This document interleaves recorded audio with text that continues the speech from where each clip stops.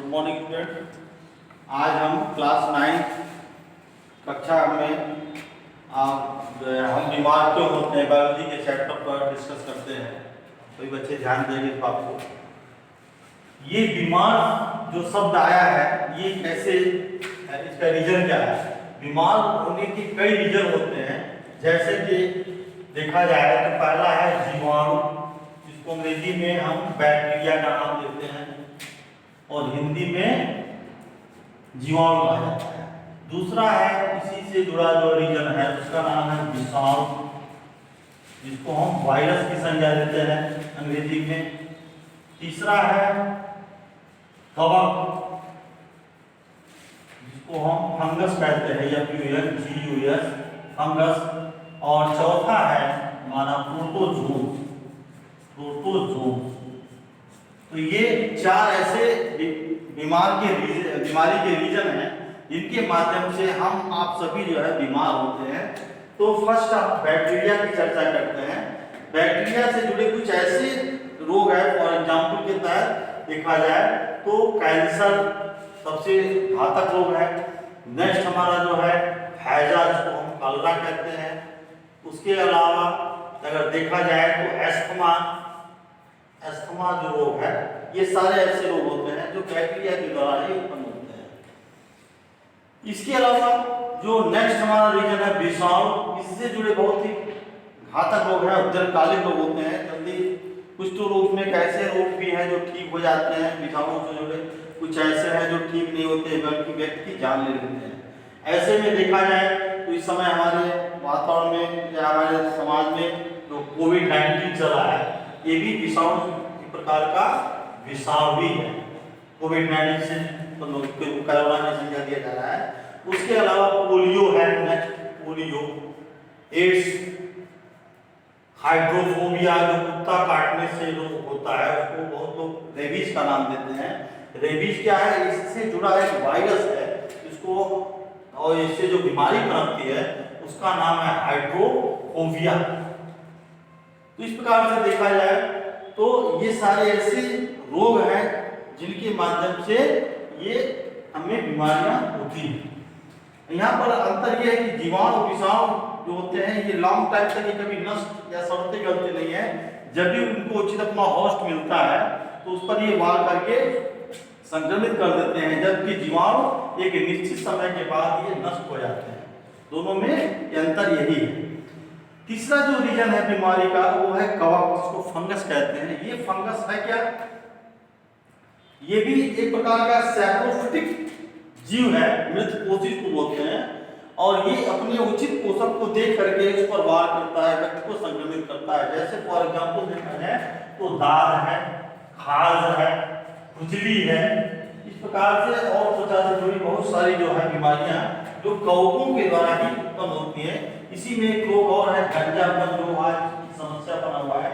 लोगों के समय से पहले बाल झड़ जाते हैं या बाल पक जाते हैं, तो ये सारी कमी कवकों के द्वारा ही होती है, जिससे हमारे शरीर में ये बीमारियां उत्पन्न होती हैं। अगर चौथा देखा जाए रीजन तो वह प्रोटोजोन्स। इस प्रोटोजोन्स के द्वारा भी हम बीमार हो जाते हैं। इसके एग्जाम्पल देखा जाए तो पहला नेक्स्ट है पेचिस, जिसमें खूनी मुआदी पेचिस दोनों प्रकार की होती है। इसका जो प्रोटोजोन्स है उसका नाम है एंड अमीबा हिस्टोलैटिका। ये ऐसा प्रोटोजोन्स है जो हमारे आंतों में पहुंच करके, और जैसे पहुंचने का माध्यम क्या है, मक्खी वगैरह जो है या दूषित पदार्थ है जिनके माध्यम से पहुंच करके इनको हम संक्रमित कर देता है, जिससे हमें ये डायसेंट्री का रोग हो जाता है। नेक्स्ट है पेचिस के बाद नेक्स्ट आता है मलेरिया। जैसा कि ये मलेरिया भी हमारे लिए सभी के लिए समस्या बना हुआ है। वो होता कैसे है, मच्छरों के काटने से। तो इसके जो प्रोटोजोन्स होते हैं वो भी, इनको हम प्लाज्मोडियम का नाम देते हैं, जिससे हमें मलेरिया होता है। मलेरिया भी कई प्रकार के होते हैं, एक 48 घंटे का होता है, 36 घंटे का होता है, 72 घंटे का होता है। इस प्रकार से उतने ड्यूरेशन के बाद जो है पूरा कवर कर लेता है बॉडी को। तो ये मलेरिया की जो जीव होते हैं वो प्रोटोजोन्स होते हैं, इसको हम प्लाज्मोडियम की संज्ञा देते हैं। सर्वप्रथम एक वैज्ञानिक है जिनका नाम था चार्ल्स लेबर जो फ्रांसीसी डॉक्टर वैज्ञानिक थे, जिन्होंने बताया था कि ये मलेरिया का रोग होता कैसे है। तो प्रोटोजोन, इसके जो प्रोटोजोन्स होते हैं, इसका नाम प्लाज्मोडियम है। इसी प्लाज्मोडियम वायरस के प्लाज्मोडियम प्रोटोजोन्स के कारण जो है मलेरिया का रोग उत्पन्न होता है। इस प्रकार से पेचिशियम मलेरिया है। और एक और रोग होता है जो दांतों में पाया जाता है, इसको हम पायरिया कहते हैं। तो ये सारे ऐसे रोग होते हैं जो प्रोटोजोन से उत्पन्न होते हैं और दूषित पदार्थों के खान पान से जैसे भी हो ये चीज पहुंच करके हमारे शरीर को प्रभावित कर देती है। इस प्रकार से हम 4 जीवों के द्वारा हम बीमार पड़ जाते हैं। और इसको, इनसे अगर देखा जाए तो निपटने के लिए हम साफ सफाई या चीजों को ध्यान में रखते हैं, तो इनसे हम बचे रहते हैं। जब हमने कोई लापरवाही हमसे होती है तो ये हमको ये बीमार कर देते हैं।